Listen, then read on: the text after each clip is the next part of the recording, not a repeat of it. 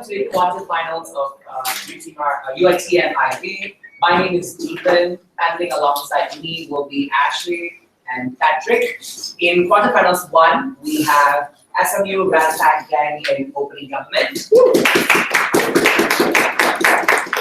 Closing government, we have Taylor's MK. Opening opposition, we have IIUM. And in closing opposition, we have Mubarrat. Without further ado, I call this house to order on the motion about Playboy and Noor Tagouri. I call upon the Prime Minister. Here.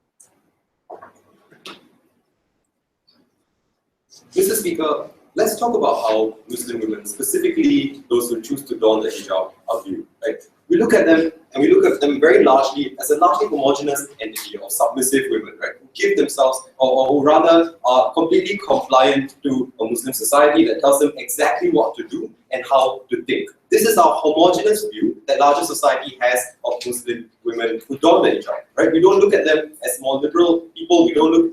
Basically, the fact that they have chosen to embrace their religion is thought to be at diametric odds with them having agency and them having the freedom and empowerment to do what they want, right? To be empowered people who are generally successful. We tell you to the extent that this woman allows us to dispel that notion in greater society and also change and to bring greater Muslim discourse to play, then she has done a great deal, and we do support her, right? So how is it that she engages in this dispelling of notions? Before that, let's talk about how it is that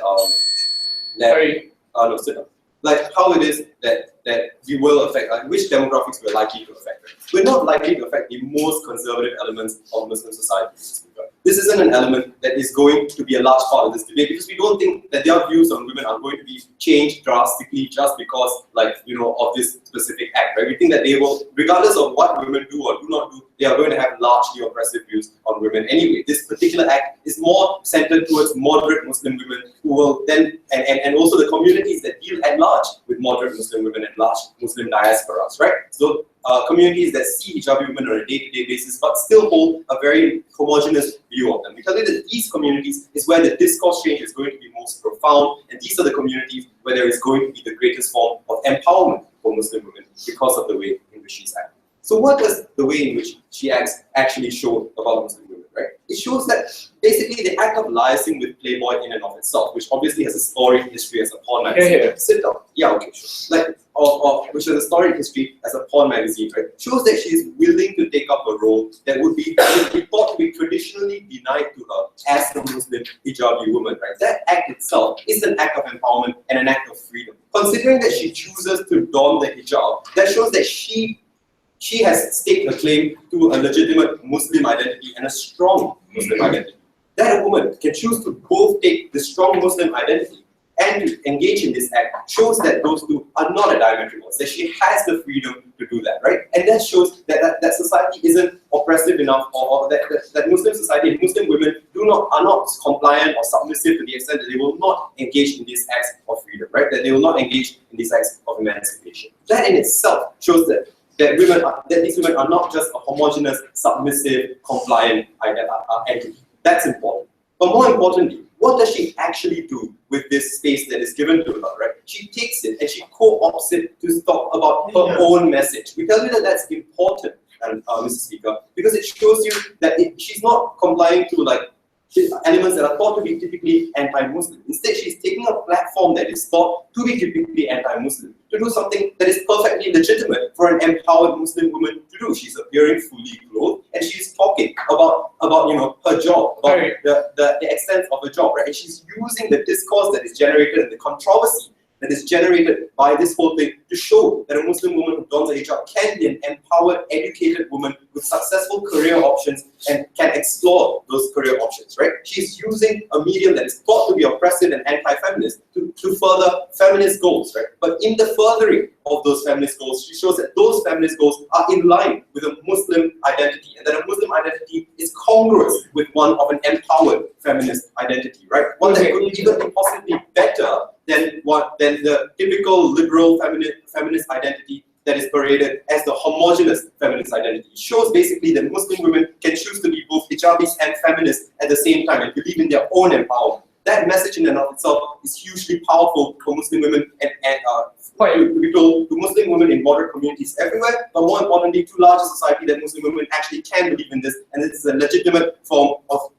this is a legitimate identity for these people to hold on to. Muqriz. Playboy Magazine, regardless of its new no nudity policy, has had a historical connotation of hypersexualizing the female body. Why subject Muslim women and even the moderates to this exposure via Tagouri?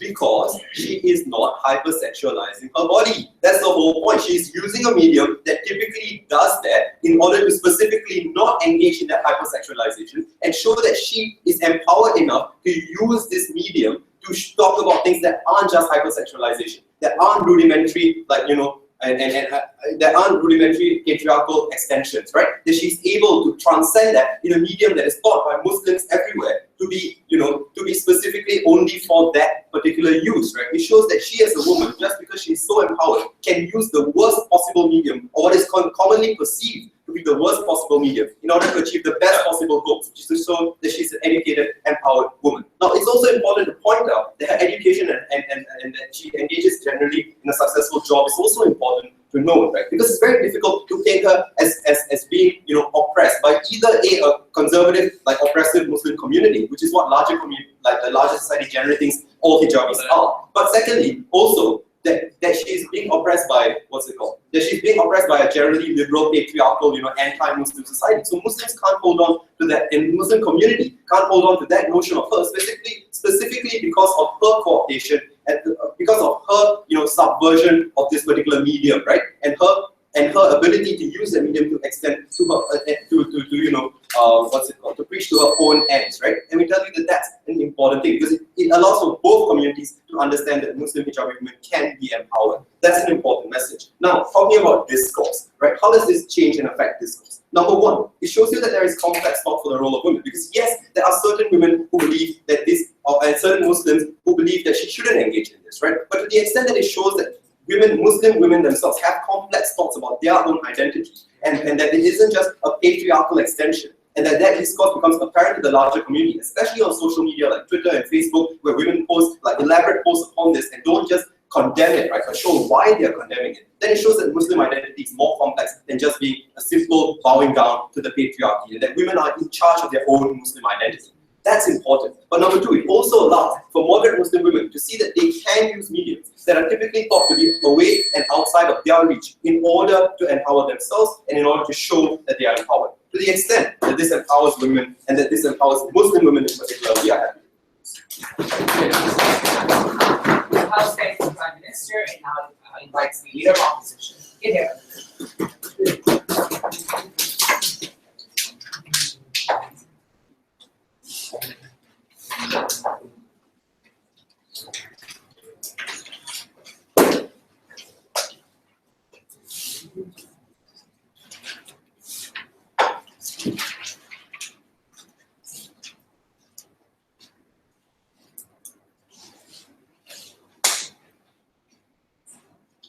Members of the floor, I don't buy the stunt that Playboy is doing, that this is suddenly meant to respect women and that we are going to read about the sacrifices that she has had to make and that there would be no distractions whatsoever of a beautiful picture that will blind us towards a happy ending. I can assure you that this will not be at all helpful for the feminist cause, and I'm going to tell you why this also disempowers women, right? And it's basically going to be based on these two questions. Number one, why this disempowers women, and number two, why this doesn't help the feminist cause. All my rebuttals are integrated. Firstly, why this disempowers women. On the first level, we think that this demeans women to the validation of men, because I think there was a lack of characterization coming from Prime Minister as to what exactly Playboy stands for. Because I think as much as Playboy decided that they no longer wanted to have nudity in the picture, it didn't negate the fact that it was still for the idea of showing that women are sexy, that your viewers and your readers are majority men who don't necessarily want to read about like the hard-working women, but probably say, okay, here's a renegade section of the magazine, but I'm still more interested in the picture, and probably end up masturbating to the picture. And I don't think that that's very empowering, because I think what Playboy stands for is the sexualization of women that readers mostly are men with intentions of doing so. So what does government at the end of the day intend to do? So number one, it's either like what they said, is to slowly get men to appreciate hardworking women, or number two, trying to portray the idea that the hijab can be empoweringly sexy. I'm going to tell you why both of those cannot work. Firstly, that men can now appreciate women who are hardworking by virtue of reading Noor Tagouri's section within Playboy. I think first off, let's acknowledge the fact that when people end up reading magazines, or when people end up reading whatever media that exists out there, a lot of the times they have a bias or an intention, right? Like when you go reading into Playboy, I highly doubt that it's based on research. A lot of the times that it's based on wanting to get excited, or wanting to see who's the next sexy woman, and what sort of new outfit in this scenario, since nudity is no longer allowed. The fact that when they're reading, a lot of the times they're blinded by the picture as opposed to wanting to concentrate, crack down, go on the internet, Google furthermore, what are the awards did she actually get when it comes to her journalist career? We don't think that it actually ends up making men want to appreciate women in totality and seeing that this is a woman worthy acknowledging. I think we have to do a lot more, because that's questionable. But secondly, the idea on how the hijab can be sexy. No, thank you. We don't think that that's very empowering, because notice that it still says that you are only, that it's still sexy so long as men find it sexy.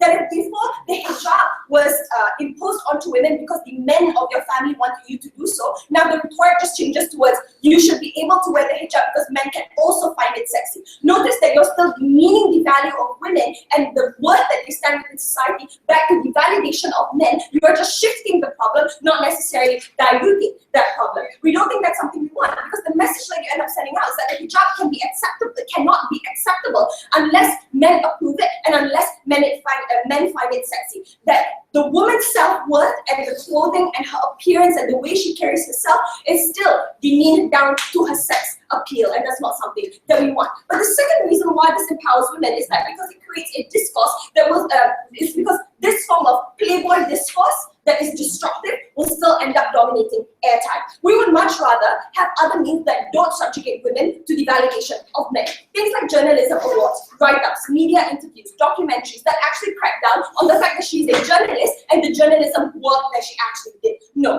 the problem with Playboy interfering is because it has caused so much uproar to the extent that Twitter and Facebook are constantly talking about it, means that a lot of the times it ends up drowning those other forms of discourse that exist out there to actually acknowledge this woman based on her merits. That the other avenues that actually end up breaking down her journey to empower an actual hijabi woman. Like, for example, we saw other means, like whether it's Malala Yousafzai being acknowledged in the international scenario, or even that recent Indonesian fashion designer that had an entire line that requires women to wear the hijab during New York Fashion Week. The context that we're talking about is that given that hijabi women don't already have enough discourse that hijabs can be empowering without men in the picture, we're already still struggling outside. We can't have this form of discourse and this sort of uproar tainting that sort of style. No, unlike non-hijabi women, as much as Playboy shows other naked women who are non-hijabis, notice that at least outside there is a lot of other forms of counter-narratives as well that say that it's okay for you to be sexy if you don't wear the hijab, but for you to be empowered without subjugating yourself to men. But notice that that sort of rhetoric does not yet exist for hijabi women, given the fact that even feminist movements still try to go into developing nations and saying that we're going to liberate women who wear the hijab. We don't think that the first avenue that should blind the eyes of society in empowering the hijab should be one that is placed in Playboy. But thirdly, we think that hijab is used to reflect modesty. right? Whether you do it because of family, whether you do it because of God, or whether you do it because of your self-comfort. But what you cannot deny is that Muslim women who wear the hijab want to do it for modesty. When Playboy is highly associated to non-modest things, and although Noor Tagouri has opted to doing this, notice that because the sort of discourse that ends up dominating the atmosphere of the media means that people now, Muslim women, are going to feel upset that first we had men taking over our agency, now it's a privileged woman who already had a lot of opportunities now dominating again what it means to wear the hijab and associating it to unmodest means. We don't think that's very liberating for the women. If there are any POIs, I'll take it now. Yeah, I don't understand what you want. Do you want these women to wear hijab and be comfortable with their identity and be celebrated for that? Or do you want them to devoid the idea of sexuality by not wearing the hijab? Because you can't choose both and eat your cake too. No, I like cake, I can eat it. But I think the scenario really is that you can celebrate women, you can celebrate women in hijab, and you can do it without Playboy. The problem with Playboy is that it still subjugates the celebration of hijab back to the validation of men. That's something you have to talk about. You cannot say that Playboy, researchers and debaters read it to get away with arguments. That's not necessarily true. You still have to deal with the characterization of Playboy. But why this is bad for the discourse towards feminist movement? Because notice that the discourse hasn't been very good. There are a lot of the religious people on the ground who, and even moderate Muslim women who wear the hijab aren't happy with this because it's associated to unmodest means. That they see it as a mockery of religion. That they see it as the Western media trying to hijack again what religion means to them. And a lot of the times, this ends up being a non-progressive and non-constructive conversations because all it ends up being is a much singing on the media, right? We would much rather get straight to the core and talk about the merits and how the hijab can be empowering purely based on the choice of women without trapping other women into those choices and without saying that this is because of men in order for us to get that progressive conversation of what it truly means to wear the hijab without stupid Playboy in the picture. Thank you. How stands the legal opposition and how you guys see that deep arguments. Thank you.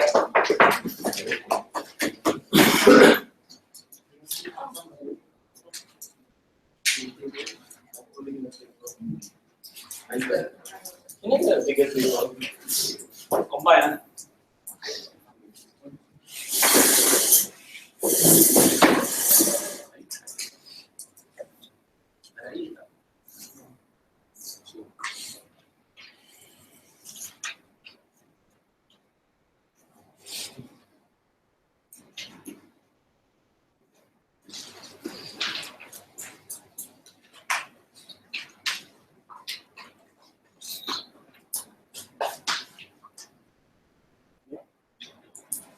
whole bunch of things I'm going to have to deal with in this speech. First of all, is sexuality empowering? Second of all, what is Playboy and its audience really mean or come to stand for? And lastly, the strategy of feminism or for Islamic women reclaiming their identity. So first of all, let's examine the characterization that May gave us of Playboy. First things first, honorable panel. Now that Playboy has dropped the nudity, the demographic that reads the magazine has significantly changed. And most people, when they want to get off of masturbate, I'm not going to tiptoe around the word, very easily can go to the internet and there are many websites, none of which I'm aware of, right? That one can use to access this sort of content. The nature of Playboy Magazine really has changed, right? It's no longer one where we simply go there to access the flash brain. And we think that this new article they're posting about Tagouri represents their attempt to change what the perception of the magazine is going to be, right? So we don't think that Playboy is going. Playboy has a lot at stake here, right? If they choose to engage in a portrayal of her that is distasteful, then they got a lot to lose from the Muslim community, from the liberal media, who are going to flame them essentially.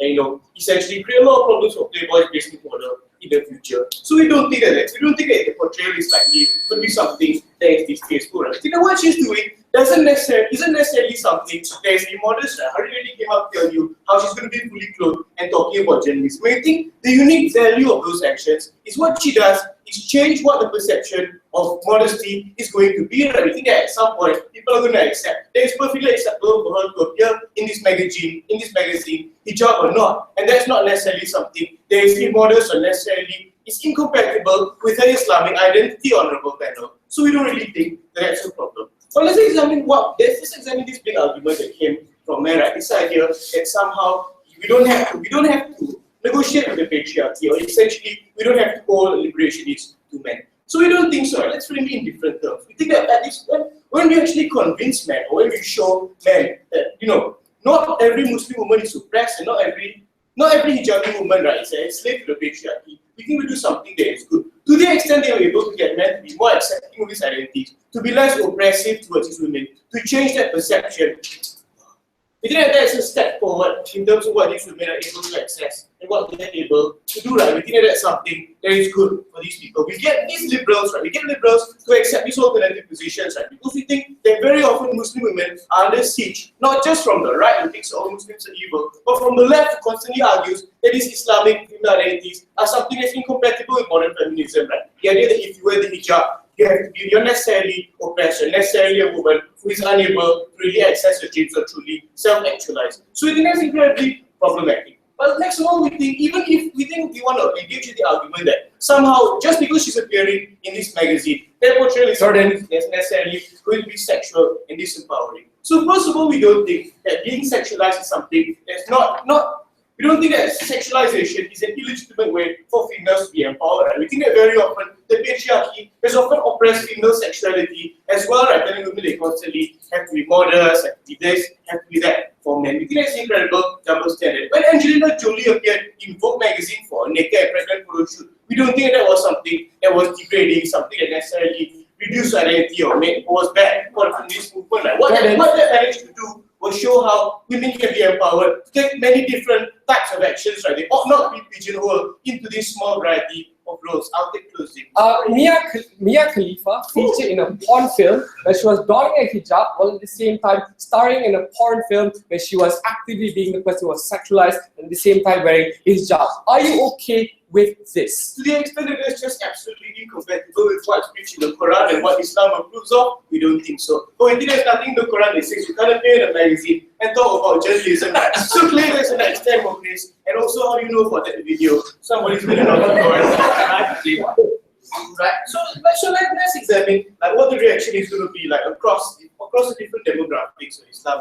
What's really going to happen? Because we think that the discourse that evolves around this magazine isn't going to be something that's necessarily restricted to the magazine itself, right? We also the video back there in the LT, and this discussion of Islamic identities isn't something that's going to be restricted to the magazine itself, but spread out across a variety of different media platforms. It's going to be covered by New York Times, BBC, for example. There's going to be plenty of discourse about these ideas, about this, about this discussion of Islamic identity. We think that discourse is necessarily going to cover a lot of ground, right? So, man talked about how first of all, this discourse is actually going to drown out other forms like the documentaries or whatever. So, a couple of levels to respond to that. First of all, a lot of people don't bother watching documentaries about female Islamic identities, frankly, because they think it's boring. I don't. I think it's great, but many people don't watch that recreationally. Right? To the extent that Playboy has got extended reach and the impact of Playboy going against its traditional characterization in the media is going to cause a huge amount of extended reach. I think the amount of discourse and the amount of discussion we are able to generate is something that is significantly more than what these typical feminist arguments really have in the media. Right? But second of all, we think that, so we think that to an extent, we actually get people to discuss about this, right? And that doesn't necessarily mean that we drown out those documentaries, right? Because many people, upon seeing this thing, are going to be interested in finding out more, right? They're going to essentially Macdonald, they read about something in Playboy. I never thought about this in that way before. And then they go on to access more of this content. So the documentaries that man wanted to so advocate are something actually benefit in terms of the amount of pervasiveness and persuasiveness they're able to command. Simply because of this article. No, thank you. Right. So lastly, let's examine. This idea of substantive argumentation. Right. What happens after this? We think that after Tagouri actually appears in the magazine, we think she's going to be able to continue on with her advocacy and activism. Right. She's able to engage in activism, by example, because we think that the impact of this Playboy magazine article isn't going to be something that happens. It's going to happen once and then stop. Right after Malala, for example, appeared in Time magazine, she was able to continue carrying on the message that she wanted to because she got this initial big dose of public exposure. Right? So to the extent that Noor Tagouri is going to be able to continue that legacy, to become a strong symbol, right? To become a strong, empowered Muslim woman who was able to co-opt and was able to show how those identities were not necessarily incompatible. We think that's going to be extremely good for the feminist movement and for Islam as well, right? We don't think that. So, do you think what are we really showing today, right? First of all, that just because they appear in Playboy doesn't necessarily mean that all Muslims are just going to this is very un-Islamic and reject it out of hand.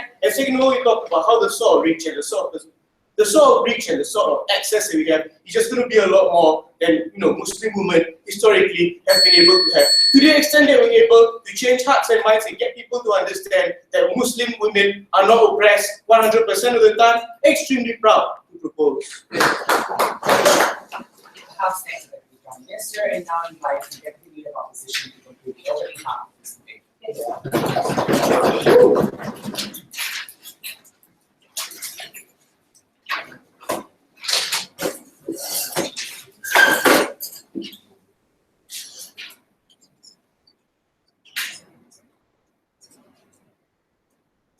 Playboy Renegade is not Vogue.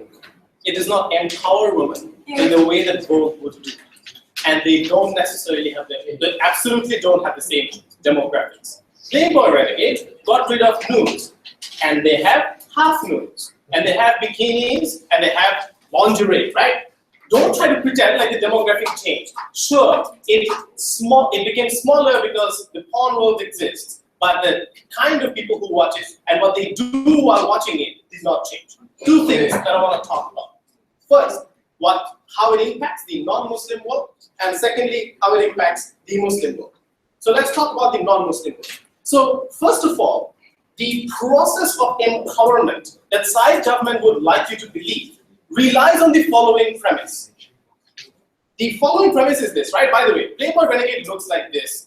Every page is full with a woman's picture, the vast majority of our half nudes, and you have a small description in white at the bottom right left corner of the page. The vast majority, I would hunt people who look at it are not interested at the small thing at the bottom left corner. The vast majority have their boxes down. At this point in time, tell me, how does the empowerment of women happen when they're watching that? But secondly, I'll tell you this, right? The idea that she chose is empowering is deeply flawed. Because if the perception is that hijabi women are not empowered because they could not choose not to wear the hijab, then that perception gets re-entrenched. That she could choose to be in Playboy Magazine, but she still could not get rid of the hijab. That even if you want to come here, that no matter how much you get involved in the liberal circle, you are still getting limited by your own community because the perception is you can never fully liberate yourself. If anything, it is vastly disempowering on the perception of women.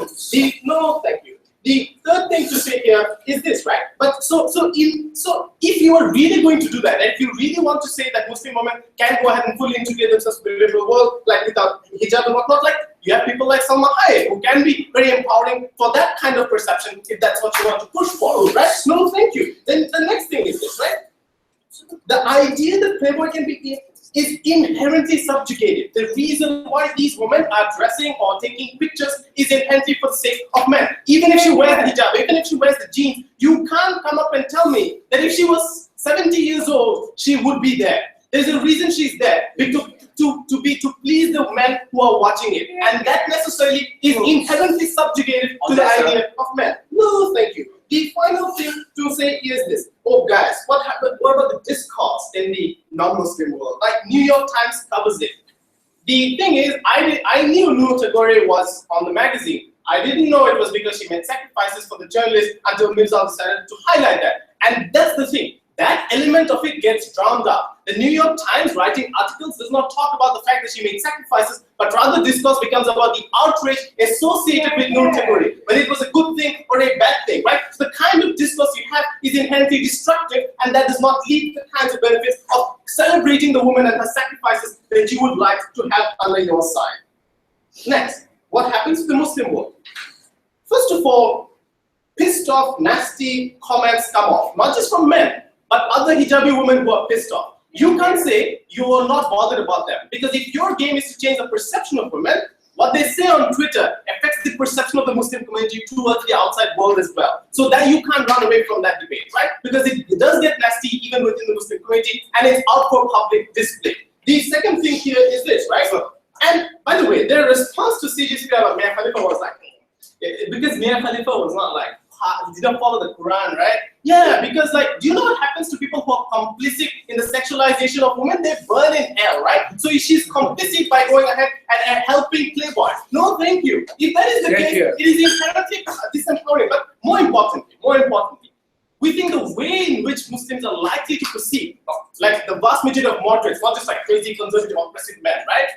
Is that it is a mockery of faith. That it is using hijab to be able to sexualize and to mock the faith. That is a perception that is likely to exist within the Muslim community, and that necessarily means that it's going to be like disowned by the Muslim community, which we feel like inherently stops the process of integration. But more importantly, perhaps, is this, right? You want to empower, like, by the way, they're saying like, oh, because like the leftist Muslims will support it. So what? Like, you don't need to change my and Mary's minds, right? You need to change the minds of people in the middle.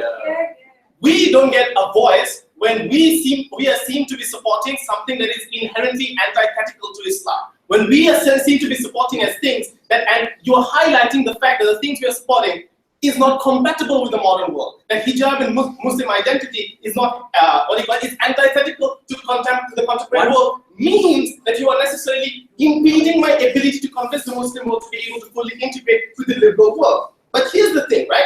And understand that from the outside world, it is seen as an attack, because you are also encroaching on their space by taking the hijab and going to a space that is safe for them, and to be able to say you have to accept me like that. That's a confrontational approach that's not likely to be appeasing to the vast majority of people who want to be able to see it as a sexualized, like who want it as an exclusively sexualized platform and see it as an attack on their identity. Before I move on to the next one, I'm sure.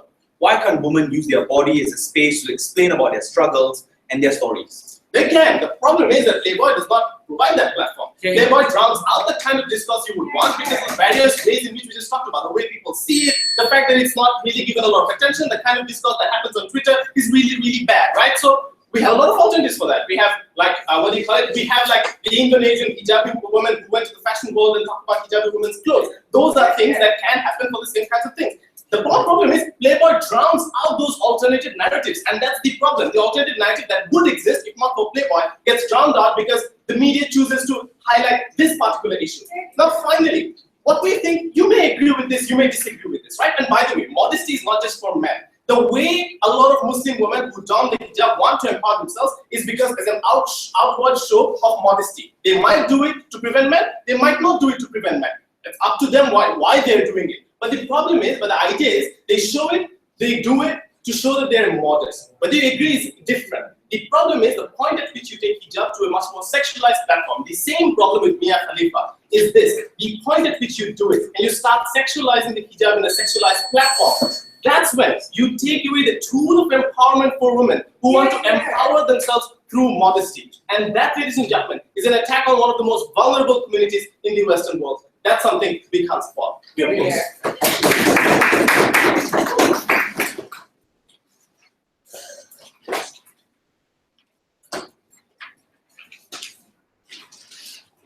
The House thanks you, Deputy Leader of Opposition. That marks the end of the opening half of the debate. We'll now move to the closing half. The House invites the Member of Government.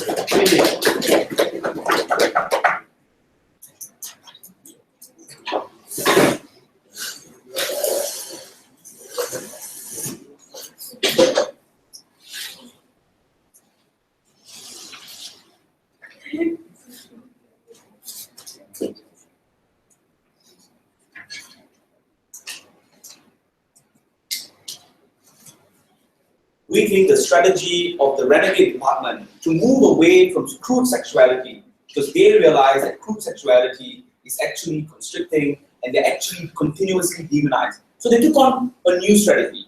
At this juncture, Renegade Magazine or the Renegade Department choose to be more inclusive and explain about the complex sexuality and introduce figures that will intrigue a lot of viewers. Because right now they have a problem. It is the perverted men that read their magazine. They want to expand it. They want the liberals to read it. They want women to read it.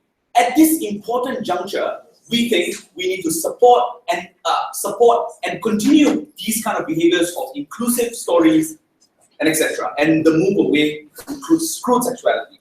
I have two questions in this speech. Number one, why Renegade's strategy to recharacterize and to allow the recharacterization of hijab is a good thing? Notice, opening government said that we can recharacterize. I will tell you why the recharacterization is exceptionally meaningful. Secondly, I will ask you why the ability for women, allowing these stories to allow women to construct complex sexuality is also very important. But before that, I have one question or a few questions that is co-opted in my rebuttal. Will the celebration of Noor Tagouri validate the men's perversum? I don't know, men being pervert, right? There are a few groups of people that will be validated according to LO. Number one, conservative men that says that if any form of sexualization is bad. The moment I show a bit of skin, oh, arousal, cannot see, right? This is the exact type of culture of victim blaming that they want to not happen. But secondly, we think that is also a problem because even liberal men think that the point at which women choose to wear the hijab,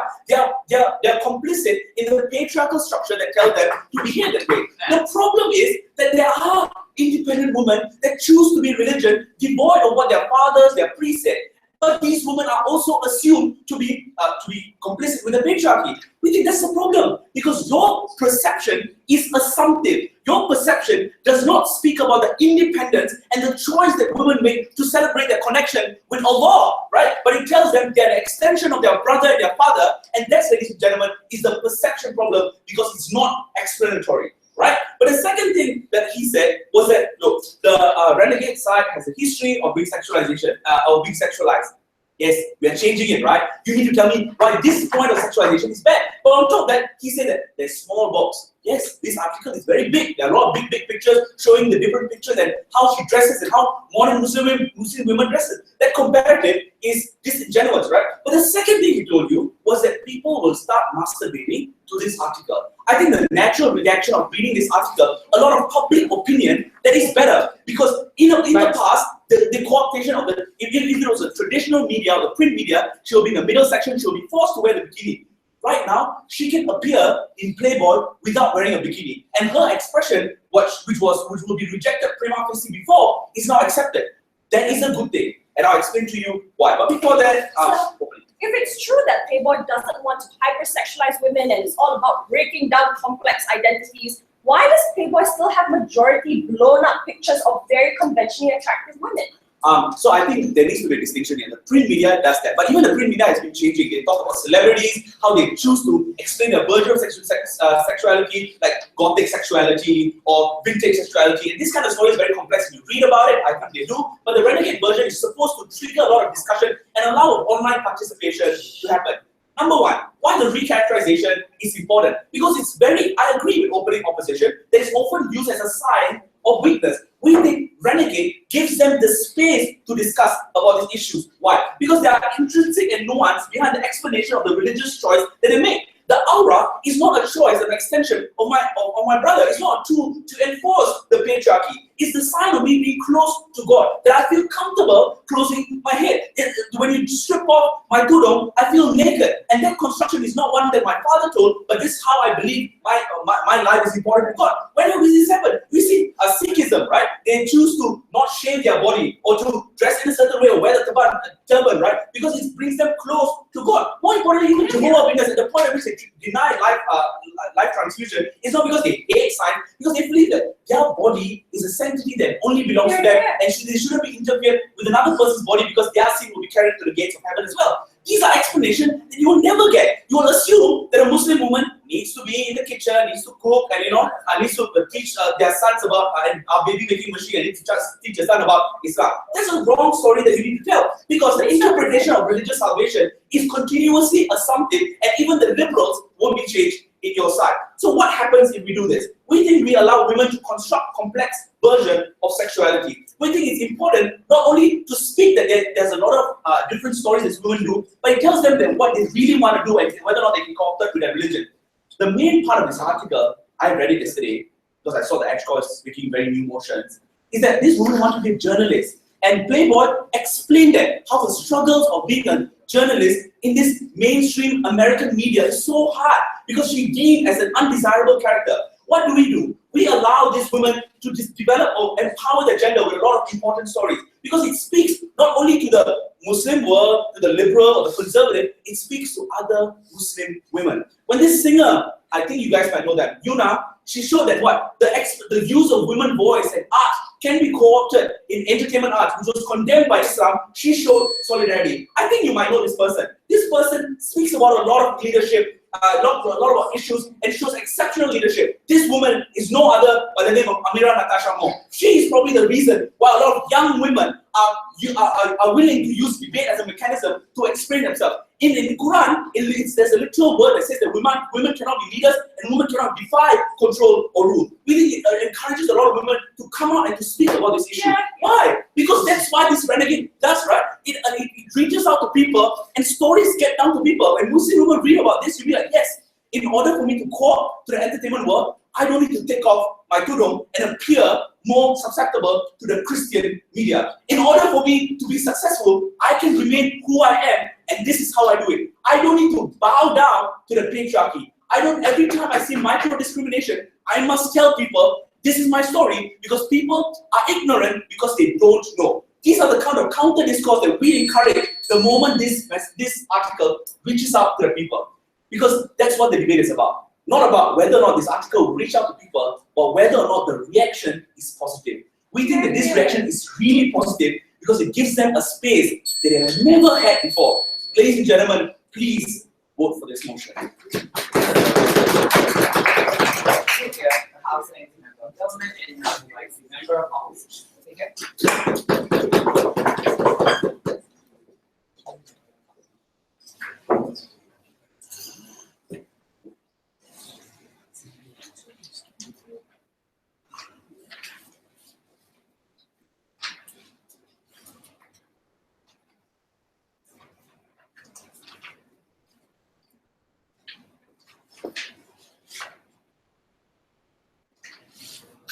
Panel, as far as I'm concerned, there's one objective whenever someone buys a Playboy magazine. And there's always one preconceived notion that someone has before they buy a Playboy magazine.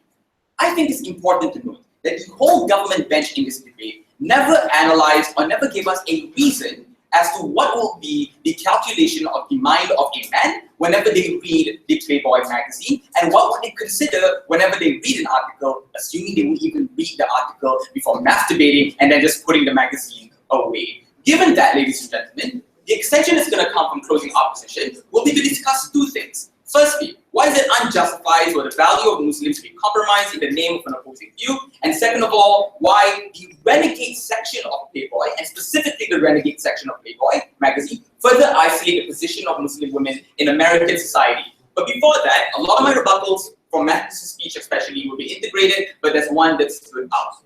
Recharacterization is something that's very important because we have to express the fact that I am being modest and I should be appreciated for being modest. Firstly, relies on the premise that this is the reaction that will be whenever someone does read, they do read this particular part of the entry. Because as far as I'm concerned, I've explained already earlier on, there is already a preconceived idea as to what they appreciate and what they buy whenever they read these magazines. Especially when there's only one section where a person wearing a hijab will be featured, and then it's going to be flooded with other posts of women being in a more scantily wear or in a more liberal wear that may oppose this particular view as well. This means that not only are you drowning out this voice to begin with and therefore minimizes the appreciation that you want to impose as well, but it's also seen unlikely, especially when they've never given us a characterization as to what would a man think about when he does read these magazines as well. Certainly, rightfully pointed out by the rightfully pointed out by the speaker before me, there are a lot of other ways in which women do express this form of liberation. For example, the fact that she uses mere in debating establishes the fact that whenever someone consumes the expression of liberation, they are in a position of understanding and appreciating and evaluating the patriarchy instead of not wanting to evaluate the patriarchy and only want to evaluate what the cup size that woman will be under that hijab, among other things as well. So we think that this particular characterization and the importance of that characterization is minimal at best. Let's look at my two extensions. Firstly, why is it unjustified for the values of Muslims to be compromised? So look, this is what happened.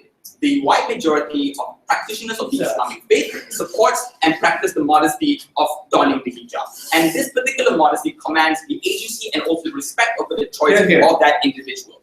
This coverage, however, under that side of the house, will create a blanket narrative that the modesty does not exist or this modesty is completely irrelevant. Especially when Playboy, as rightfully characterized by opening opposition, is widely publicized, is widely celebrated, and is also heavily sensationalized. Especially when there's a controversial coverage, then it's more likely that it's going to be subjected to controversy and also public scrutiny. This then means, how exactly would this modesty or this idea of modesty that's imposed or that is donned by Muslim women will stop to exist? Firstly, ladies and gentlemen, as rightly pointed out by POI in Muqriz's speech, and by Muqriz's POI, hijab being associated with hypersexualization is an extremely harmful thing. Because you read the narrative that the hijab is a potential fetish that would have been consumed by individuals who would read these magazines anyway. The mere fact that Mia Khalifa gained a lot of fans and gained a lot of coverage after she debuted herself in a hijab wearing the tudo is an evidence of this. No, thank you. So this will deal with the question of perverts that Maxx wanted to ask, right? Especially when it's not just a matter of by virtue of a woman being there, I will hypersexualize them. It's also a lot of other factors that come into play as well. Like, for example, the kind of clothes that a person would appreciate or the kind of makeup that a person would appreciate. This means that it's inevitable that sexualization will definitely happen if you were to allow this person to be covered in this particular magazine as well. And even if you do not, the reaction from the people with a short attention span after looking at other issues or other women in that particular magazine will create this narrative as well. This is important, no thank you, because you, without the consent of the members of the Muslim community, use their identity as a battering ram, to create a battering ram or to create this particular notion of liberalization that they've never consented to or they never had agency to protect as well, ladies and gentlemen. And this is why you wanting to respect the choice or wanting to respect the liberalization of women is completely unjustified. Because the difference between a single Muslim woman expressing herself and a single Muslim woman expressing herself in a huge magazine which sensationalizes, which sends this blanket narrative across people, is that you do so with the consent of individuals when this narrative also affects the other people within that community as well. They've never asked to be blanketed with the narrative that I am not a person who will be modest, that I am a person who could also possibly be sexualized by virtue of me wearing a hijab as well, and that is extremely harmful. That's when, no thank you, if the question is about liberalization, we say that liberalization on a person level is completely different as opposed to if you were to publish about it. Because if you are one Muslim woman to practice autonomy and also participate in sexualization, if you are into that, or anything that is against the value of modesty, you could still do so, but there won't be a coverage on it, and people won't have this blanket narrative, and that's the comparative as well, ladies and gentlemen. But Playboy is sensationalized, and that is extremely harmful. Yes, Maxx. Not only you're saying that hypersexualization exists overwhelmingly and it's wrong because it depicts women in a very bad way. Now, even if I want to talk about it and counter this, I must ask permission from my father, my brother, and the priest. Why is this a good thing? Yeah, I'm not talking about the permission of the father in place. I'm talking about the permission of the values of these Muslim communities who do not want to be associated with this particular value, who wants to see themselves as being modest, who practices this modesty for a very long time ever since they were kids, and who do respect this particular modesty, and we do not want to fight against that. Thirdly, we also recognize that inclusivity does not stop at having a particular community geographically in that area. It's also important for us to legitimize the values of these individuals and making sure that they do not receive the public assault of these values by virtue of this magazine as well. Secondly, the renegade section of the Playboy magazine further isolates the position of Muslim women in American society. Why? The narrative behind the renegade section throughout the years, Mr. Speaker, has always been all of the different foreign ideals of what a woman could be. Women are rebels. Women are in this particular clothing that's different from the norm of that particular society. What happens if you put a Muslim there who does wear the hijab as well? Well, we won't argue that people would be more, people would perpetuate foreign aspect onto these women even more, as it exists already right now. But we think that commercializing a difference of this woman and the existence of this woman in American society is extremely harmful, because we the notion that you want to pray over the identity of this woman, especially when you further perpetuate the difference of this woman and the value that she does within society, especially if it impacts the interaction that Muslims never consented to as well. For this very reason, exceptionally proud to host.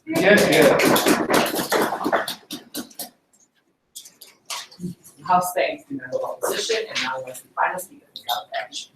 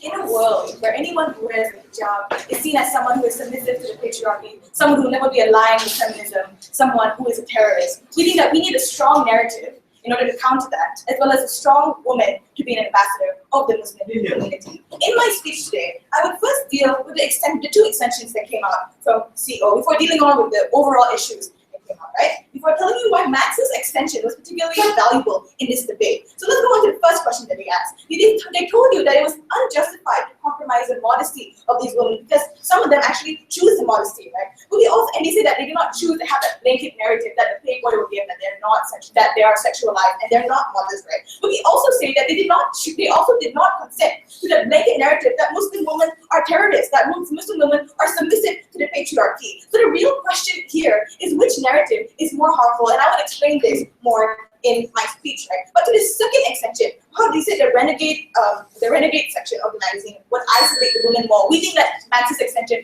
particularly clashes with this sit down because they only think that under our world we have a recharacterization of what the hijab really is. And as a result of this, we see that it allows stories of independent Muslim women, stories that would probably have gone hidden otherwise, will surface, right? This is where they would have more space, more of a larger platform to speak out about their struggles or about the oppression that they face in the world today, right? But more importantly, we think that recharacterization of the hijab also inspires women to remain strong and inspire women in other sections, right?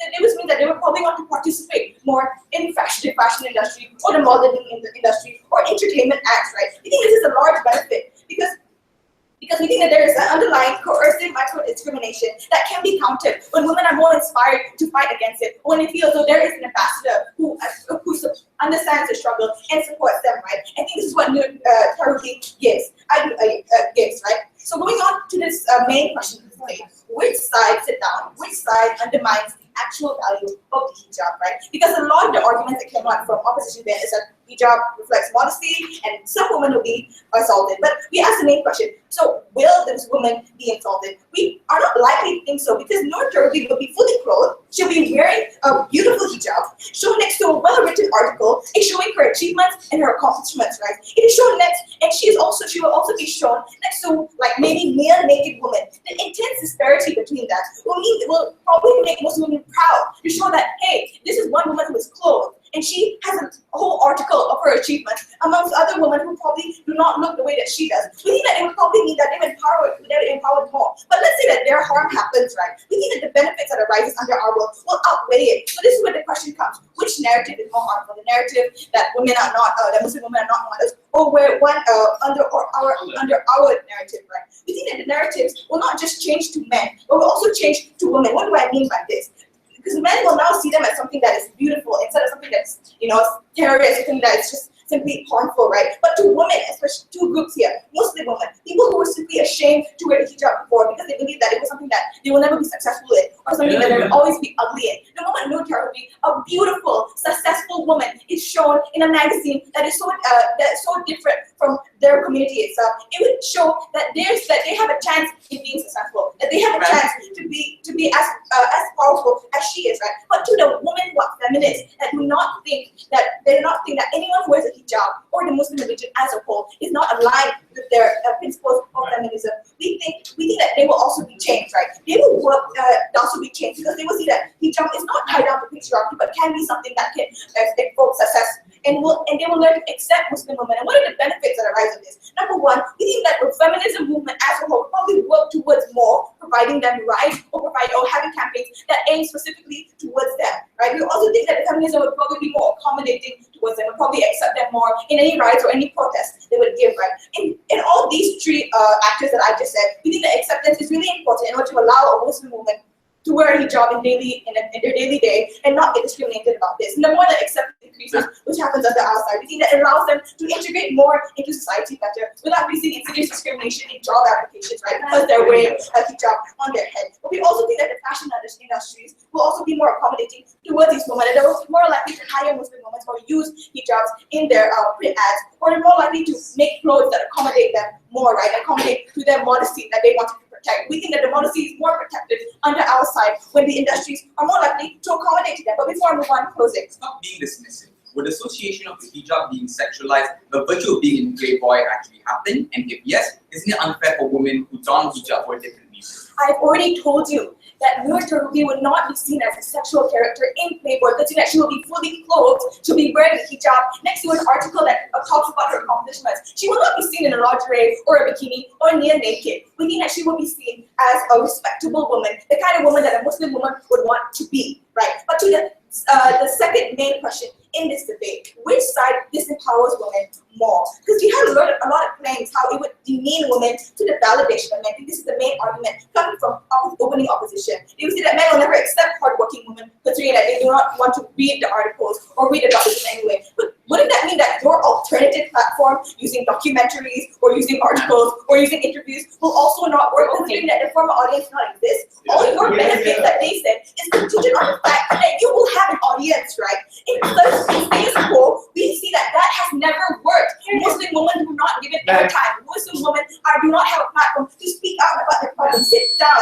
We need to use a platform that is popular, one that is controversial, one that is really different, in order to make the strongest impact we can on the Muslim community. But here's more likely scenario that people will actually read Playboy, considering that there's already a lot of discussion happening, that there is already a lot of discourse that's happening from the simple announcement of it, right? So there are two actors here. People who would want to read it will read it, and this is the benefit that we will get, right? But people who just skim through it, that probably maybe did not go there just to look at her article, but they think that they will still see a Muslim woman wearing a hijab in a model magazine. I think that's the narrative that is already strong enough. But to the men who will see it, maybe the worst thing that could happen on this side is that men validate them as sexy. But this is still so much better than the current status quo narrative that Muslim women are terrorists, that they are patriarchal, that they are submissive to the patriarchy. We would rather have them seen as something that could be beautiful and something that could be attractive, as compared to the narrative that they on the side for. Because your alternative to our worst case, which is them being seen as sexy, is the continuing narrative that Muslim women are dirty and they are sinful and they are terrorists. We would rather have them seen as something that could be attractive, right? For all those reasons, I'm immensely proud.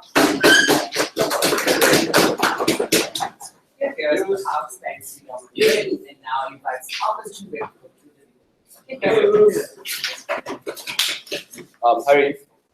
Harry, you guys have it. some vodka. Well, vodka. That's Maxx. Yeah.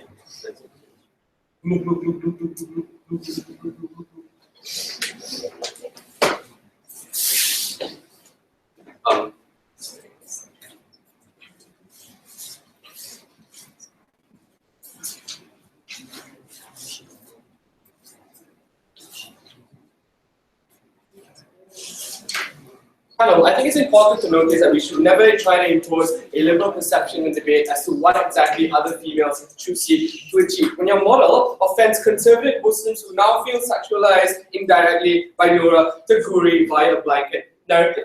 Government in this debate can't run away from poking government under a flimsy model that doesn't tell us what exactly you're trying to empower, but at the same time not trying to deal with the characterization that we had under closing opposition, specifically within the upward speech, the gutward speech that didn't really tackle what exactly our extension was. Two things to just talk about before I move on to my issues. Firstly, well, as they with opening government told us that featuring hijab is about economically enriching the Muslim identity. Two responses to this. Firstly, it's not a benefit in and of itself, that it involves utilizing a person's identity as part of a selling point, that this choice of donning a hijab is worth just because who you really are is just a person who is in Islam and wears a hijab. You think that the only reason more often not Noor Tagouri is being featured in a magazine in the first place is literally not because she's beautiful, for example, or it's just because she does wear the hijab. But secondly, we think that utilizing economic incentives to make individuals compromise their values as such as creating controversy that creates any attention is harmful, because the discourse is slightly destructive on your side of the house, where probably people are trying to impose the fact that you must liberate yourself against the other conservatives who say that you should not try to liberate yourself because the Quran necessarily doesn't tell you. So we think that the more often the discourse that you create on your side is a never-ending discussion, because religion never really has a middle ground when it comes to what you want to talk about. Secondly, you think that opening government said this, they can't get away with it, right? She was not sexualized in Playboy Magazine because she wears a hijab, which doesn't really tell us what necessarily they want. And then their model also, right? Because if you're not sexualized in the renegade section of the magazine within Playboy, then why can't you then be featured in other magazines like Esquire or Elle or Vogue, where we even spoke about? But even then, Noor Tagouri has a better chance in higher and Metro than what you wanted to talk about. Because more often than not, these are the destructive ideals of sexualization that you put under the ability for them to also sexualize themselves. But point is, if you didn't exclusively say why sexualization under the historical connotations of Playboy is important, then you can't get away with not telling us why it is any different from any other magazine out there. But even if this person is not sexualized in the Playboy magazine, two responses. Firstly, you shouldn't push these individuals to the extreme and tell them only in the extreme stance with it, like putting them in Playboy, then people want to know, then people suddenly know what exactly it means to be a moderate Muslim. But B, even if she's not sexualized, you didn't lose the effectiveness. Putting her in the magazine, for example. That's what Mia Khalifa, and we're willing to bite the bullet, was more often not easy to just create discourse because it's so controversial. If she's not sexualized, then there's no difference between her in this Playboy magazine and her in any other magazine out there. No, thank you. But see, if you appear in a magazine outside every other woman out there who wears a bikini, more often than not, we're willing to see that Tagouri will then be sexualized because when you see bikini, and then Noor Tagouri, even though she wears a hijab and is not sexualized, you attach the connotations towards her, and that's necessarily a harm. Two things to talk about in my issues. Firstly, does it achieve empowerment and you wanted to imply on the government side? And secondly, what are the harms of the policy on your side? Also, no, thank you. So first, does it achieve empowerment that you wanted to propose? So let's have a quick chat about what empowerment necessarily is, why it's important on a level that other people can relate strongly towards, as well as it's not a benefit on a quantitative level that we're willing to make a trade-off, right? So empowerment would only be a benefit to a person who reads the magazine as a Muslim woman and feels like you've seen and read other magazines out there and even been on the internet, but nothing else can do any hope for you at a certain point, right? You watch, like you read magazines like Elle, Vivi Yusuf commercials, for example, and you still don't feel empowered at a certain point, but only Noor Tagouri in Playboy magazine can somehow create an epiphany in your mind, right? Because how we see that she's featured well, thank you. Because if you're going to feature Noor Tagouri as a moderate Muslim in Playboy anyway, then there's no difference in you putting her in every other magazine out there, right? But even then, no thank you. The only best thing we heard from the government was to say, A, either she's not sexualized, or B, the renegade section of the magazine is where you can voice out your opinions, right? Which is not exclusive to other platforms out there. But why exactly? Because if you can only derive an epiphany from reading this magazine in the renegade section, that means two things. That firstly, you still subject yourself to the idea that you have to be the outlier within a sexualized community. That's when you'll be accepted as someone who is then different. But secondly, the only reason that you can be accepted as special is because within a sea of bikinis, you are suddenly not wearing one. And that's why you deserve to be appreciated. You think more than not on the level that creates you as an outlier, an identity that Muslim people are something that we should then seek to also accept. Let's go even deeper into it, right? No, thank you. And the reach out of the young women who are in the middle ground of thinking whether or not I should be sexualized or not. Because in a liberal society, a lot of young Muslim women are in this certain scenario where like you're raised thinking that Islam is one that you have to cover your aura, but at the same time you read Playboy magazine because your friends tell you so. No, thank you. This more than not creates a cognitive dissonance in people who want to be modest in Islam and doesn't know how to be that, to then be like modest in front of other people, because only the Playboy magazine tells you that you have to be sexualized and then be appreciated. No, thank you. Do we tell you that more often than not, the women on our side who want to earn a certain portion can't do so because you don't allow them a more moderate opinion that you can then forgive yourself in to become more empowered on your side of the house. So empowerment on the extreme level doesn't create the kind of empowerment that you wanted to talk about. For sure. There's very little airtime for Muslim women to know that they can be successful, especially when in the entertainment industry ask them to take off their tudung, they want to be in news anchors, to become a model, you need to wear a bikini. Why won't it change in your life? I already told you, quantitative at time doesn't mean a benefit if it is only destructive in the narrative that you're trying to prove. So what are the harms that you want to talk about, right? In this speech, Izzat told you what the nuance of Playboy magazines necessarily are. I think it's been said enough now, right? Playboy magazine, Hugh Hefner's mentioned, Kate Upton dancing sexily in a YouTube video as well. Izzat told me to talk about in my speech. I didn't watch the video myself. But what does this mean when Noor Tagouri is then featured in the Playboy magazine, right? Because let's notice this important nuance. Renegade is a section in the magazine that says you are an outlier in a sea of other people out there. But before this, it was, if you, for example, a white woman, this is a white woman, the only reason why you're seen as a renegade is because of a difference in personality. Now, you are only featured in the renegade section because you are Muslim and because you're wearing and donning a hijab. That creates two levels of separation. Firstly, you're an outlier who deserves to be in the renegade section, and secondly, you're Muslim and that's why you're different and deserve to be treated any differently from other people out there. It has to be a fair playground of ensuring that people are fairly represented in the magazine at the end of the day. If someone is seen as different only because of their identity, you're not going to achieve the benefits that you want to on your side. Very good. Women of people and sequels. Thank you.